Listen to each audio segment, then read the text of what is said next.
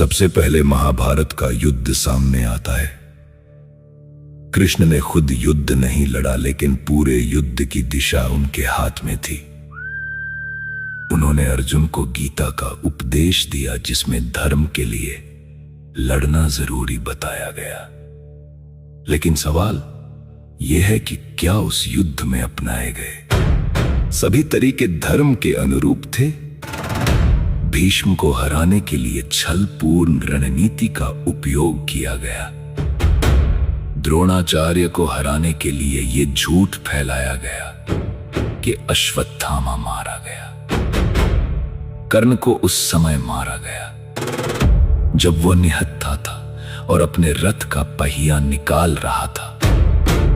अगर धर्म की जीत के लिए अधर्म के तरीके अपनाए जाए तो क्या वो सच में धर्म की जीत कहलाएगी? यहां एक बड़ा सवाल खड़ा होता है। क्या सिर्फ जीत के लिए किसी भी तरीके को सही ठहराया जा सकता है? कृष्ण को नीति का ज्ञाता कहा जाता है, लेकिन यह नीति कई बार सीधी नहीं बल्कि चाल और रणनीति से भरी हुई दिखाई देती है। और यही वो जगह है जहां उनके आदर्श रूप पर सवाल उठते हैं।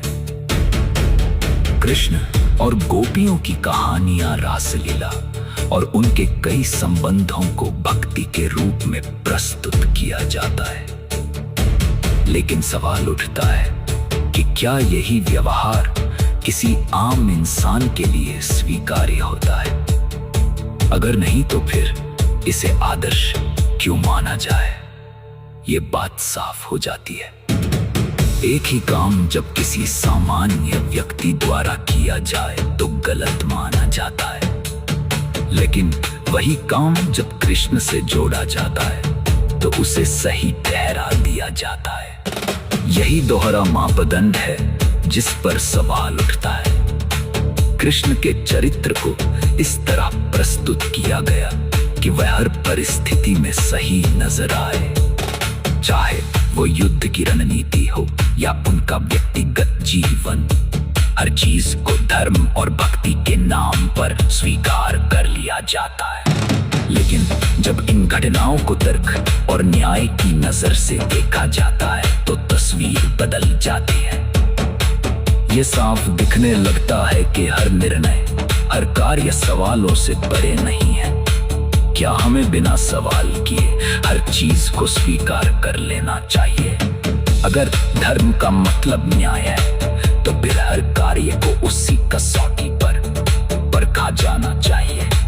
और अगर किसी भी स्तर पर यह कसौटी टूटती है तो सवाल उठना जरूरी है, क्योंकि जब सवाल नहीं उठते तब गलत चीजें भी सही मान ली जाती हैं। और यही वो जगह है जहां समाज सोचने की क्षमता खो देता है। इसलिए यह जरूरी है कि हम उन सभी पात्रों को जिन्हें आदर्श के रूप में हमारे सामने रखा गया, तर्क और समानता की नजर से देखें, क्योंकि असली सम्मान अंधविश्वास में नहीं, समझ में होता है।